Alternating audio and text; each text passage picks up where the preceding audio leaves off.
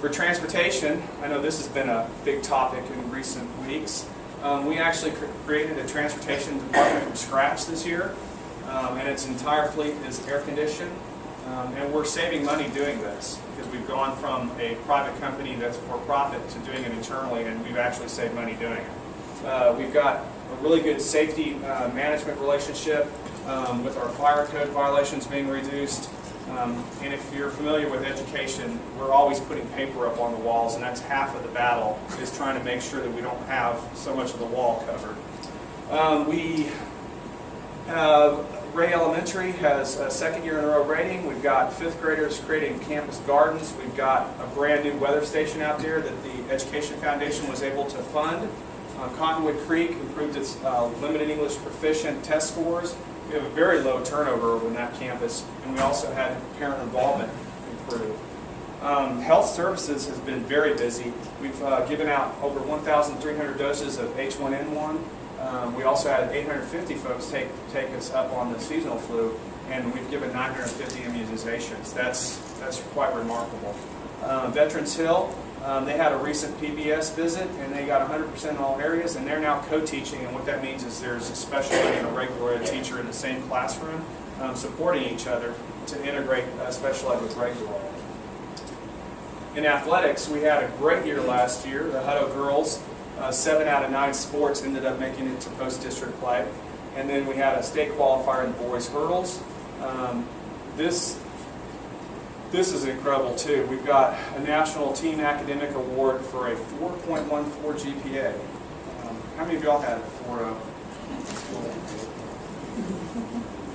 y'all don't like my jokes at all? Okay. Well, my wife says I'm not funny. That's a problem. I think that's a dig. Okay. Hutto Elementary, 3 years recognized in a row. And then they still managed to improve their test scores in 3rd, 4th, and 5th. Nadine Johnson went from a 46 in 07 in science to a 97. That's one of the reasons why the district ended up making a recognized rating. We've got a full-day pre-K program now with a partnership at that campus. And our Career and Tech program, we've got memorandums of understanding with Temple and Texas State Technical College for dual credit in automotive, culinary arts, this year nursing, and we've got Cisco, and we don't have any fees with that. We've also been to the state and national levels at our FCCLA. That's what we used to call the old home ec department. They're incredible. I got to award them certificates at the first board meeting in August that I was able to attend. We've done a lot with our English language learners. We've got some grants. We've got a partnership with the County Head Start. And let's see what else we got here. We're already good. But this year, I'm telling staff that we're already good, and we've got a lot to celebrate, and we've got a lot of great things going on. But we're going to get great this year. And we're going to do it by doing some teamwork things and taking care of everybody, not throwing anybody under the bus, and also having a fun year. My clicker's not working too good. Some of the things we're going to do this year, we're going to look at our data, and we're going to try to find areas of strength, and we're going to try to copy that. We're also going to look at our data to find areas of weakness, and we're going to support people. We're not going to go after folks. We're going to go after helping folks. We're also going to look at each kid as an individual and a gift. We will hold staff and students accountable for improvement, and we're going to make sure that we have fun while we're doing all this stuff.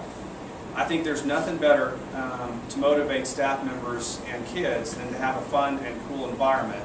And that's why every Wednesday we're wearing these shirts.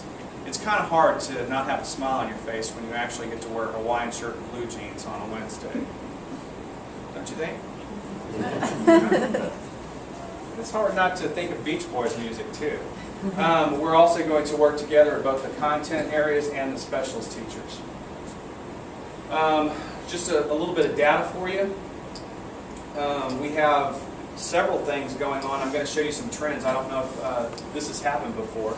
This is actually a graph from 1994 all the way to 2011 of the student enrollment growth. You can see that even though it slowed down, that little bump right there relates to about 5% growth, which still qualifies this district as fast growth. The folks that come before me have done an awesome job getting us ready for growth and keeping us ahead of that big wave of students that have been coming in. And I'm going to show you some other things that have really helped us position ourselves to really grow and become an even greater district than we already are. In staff increases, we've done quite a bit of staff increases, and most of those staff increases I'm going to show you in just a little bit have been in teacher support groups. We were growing at about the same rate. We have a very low student-to-teacher ratio of 1 teacher to every 14 students. What that means on our school first rating, indicator number 6, looks at an acceptable range, and it's between 11.5 students to 22 students, and we are at the low end of student-to-teacher ratio. I'm going to tell you one of the challenges in our school district is that we have a $1.4 million deficit budget, and one of the things that we're going to have to really look at is our student-to-staff ratio. And we're going to have to look at the teacher-to-staff ratio as well. I'm not talking about doing anything drastic there, but we can get some efficiencies out of looking at really difficult situations where we've got low student groups in a few classrooms. And we're going to take care of that $1.4 million deficit. In terms of staff increases,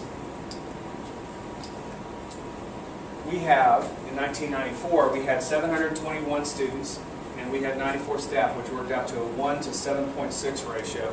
I still haven't figured out where 0.4 staff members come from. I don't know what a 0.4 staff member would be.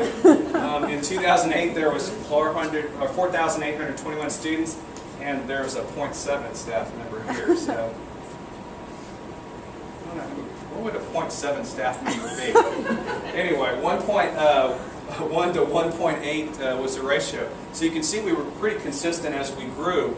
We only added staff at the same rate that we had before. So the issue with that is under our school first rating, which that's the rating that we got superior on, while we're in the range for good between 6 to 14, it would be a little bit more efficient to go this direction and go closer to 14. We don't have to go very far in order to get to a balanced budget either.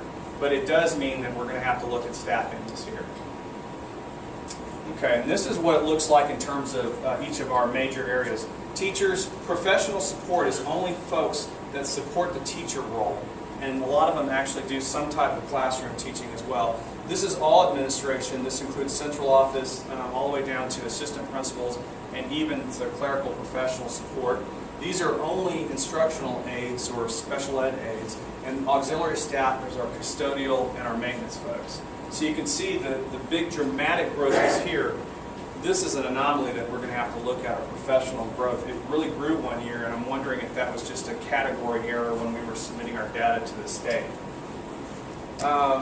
In terms of teaching staff average experience, it's been trending down, and that's pretty normal for a district that's grown so much because we've had to hire so many staff that the average experience level of that staff tends to drop. We're going to have to do something about that because we can't continue to just hire folks that aren't experienced. So we're going to have to draw some folks into the community that have a lot more experience. This is what's happened in terms of teacher turnover. This is probably one of the more uncomfortable things. We're all over the place in terms of teacher turnover, and it's been as high as almost 30%. That's about 24, 25% in terms of a teacher turnover rate. We need to get more consistent here as well, and that's something that I've shown all this stuff to staff already. This is interesting too, that we only have 6.6% of our staff with 20 or more years of experience. That's not in the district, that's total experience in education. So some of the areas that we're going to work on is trying to get these numbers up in terms of experience so that we're better able to serve the kids in the community. If you didn't know this, this is what's happening to the demographics in the district, and this is pretty indicative of the entire state. The white population and Hispanic population are kind of trading places. The thing that's really more impactful in a school district is the economically disadvantaged numbers. So think about this. The district is recognized now, despite the fact that the number of students, the most difficult students to educate, economically disadvantaged, have been going up and going up quite high. It's almost 40% now. So staff are doing a pretty good job of addressing kids with the most needs to get them ready for the test, if you think that the test is worthwhile. So,